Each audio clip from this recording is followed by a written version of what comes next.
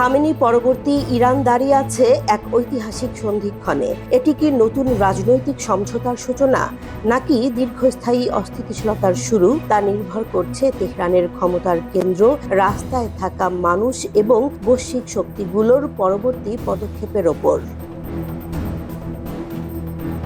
খামেনির মৃত্যু শুধু একজন নেতার পতন নয়, ইসলামী প্রজাতন্ত্রের ক্ষমতার কেন্দ্রবিন্দুতে বড় শূন্যতা। হামলার পর তেহরান থেকে ড্রোন ও ব্যালিস্টিক ক্ষেপণাস্ত্র ছোড়া হয়েছে। পাল্টা উত্তেজনায় পুরো মধ্যপ্রাচ্য এখন অস্থির।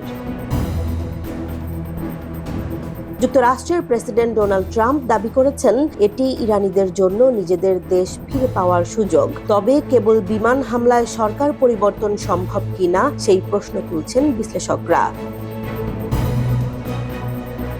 ইরানের ভেতরে প্রকৃত ক্ষমতা এখন সুপ্রিম ন্যাশনাল সিকিউরিটি কাউন্সিল এবং ইসলামিক রেভলিউশনারি গার্ড কর্পসের হাতে। শক্তিশালী ও সুসংগঠিত এই কাঠামো ভেঙে ফেলা সহজ নয়, বরং এতে শাসন ব্যবস্থা আরও কঠোর হয়ে উঠতে পারে।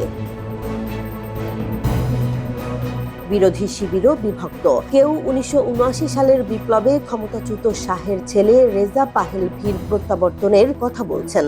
আবার কুর্দি সশস্ত্র গোষ্ঠীগুলো সুযোগ দেখলেও ভবিষ্যৎ নিয়ে শঙ্কিত। বিশ্লেষকদের মতে বাইরের সামরিক চাপ শাসন ব্যবস্থাকে দুর্বল করতে পারে, কিন্তু স্থিতিশীল বিকল্প তৈরি করতে পারে না। বরং অন্তর্বর্তী সময়টাই সবচেয়ে বিপজ্জনক, যেখানে ক্ষমতার লড়াই, অস্থিরতা, এমনকি গৃহযুদ্ধের ঝুঁকিও উড়িয়ে দেয়া যায় না। জেসমিন জাহান, নিউজ ডেস্ক, জনবাণী।